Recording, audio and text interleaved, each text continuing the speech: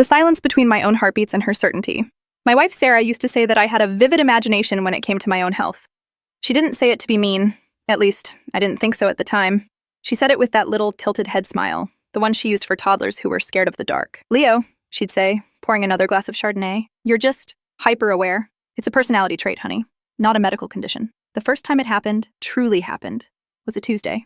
Just a Tuesday. I was reaching for a box of cereal, something mundane, something safe, and my right arm simply forgot. It didn't go numb, it didn't tingle, it just ceased to be part of me. For 10 seconds, I was a man with one working arm and a dead weight hanging from my shoulder. I told her that night. I was shaking. My voice was thin, like paper. She didn't even look up from her laptop. "You probably slept on it funny, Leo. Or maybe it's that new gym routine. You're 35. You can't go as hard as you used to. Don't be so dramatic." Dramatic. That was the word. It became the boundary of our marriage. Anything that happened inside my skin that she couldn't see was drama. For 18 months, 18 long months, I lived in a body that was slowly turning into a stranger. The glitches, I called them. A sudden blur in my vision that made the world look like a smeared oil painting. A heaviness in my legs that felt like I was wading through wet concrete. Every time I brought it up, she had an answer.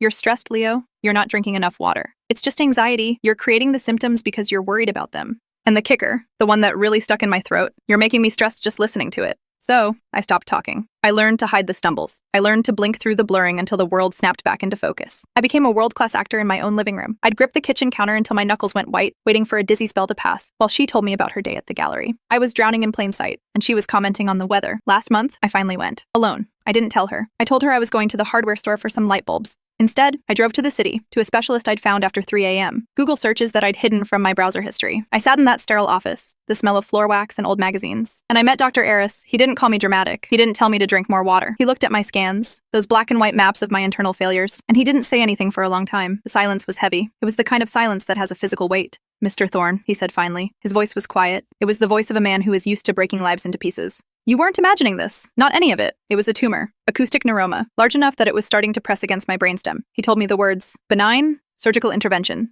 long-term recovery." But all I could hear was the blood rushing in my ears. The sound of 18 months of being told I was a liar. Finally being silenced by the truth. I sat in my car in the parking lot for an hour. I didn't cry. Sat. I watched people walk by. A woman laughing into her phone. A guy struggling with a bag of groceries. They were all living in their befores. I was officially in my after. When I walked through the front door that evening, Sarah was in the kitchen. She was humming. The house smelled like garlic and rosemary. "Did you get the bulbs?" she asked, not turning around. "The hallway light is driving me crazy." I looked at her. I looked at the back of her head, the perfect blonde highlights, the certainty in the way she moved. She was so sure of the world. She was so sure of me. "No," I said. My voice was different.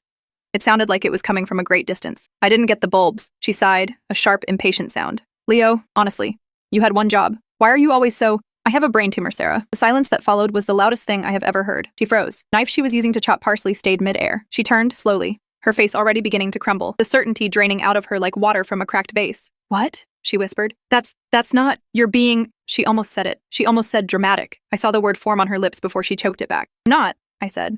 I laid the folder from Dr. Aris on the granite island. "I'm really not." She reached for the folder, her hands shaking, but I pulled it back. "I'm going to stay at a hotel tonight," I said. "Leo,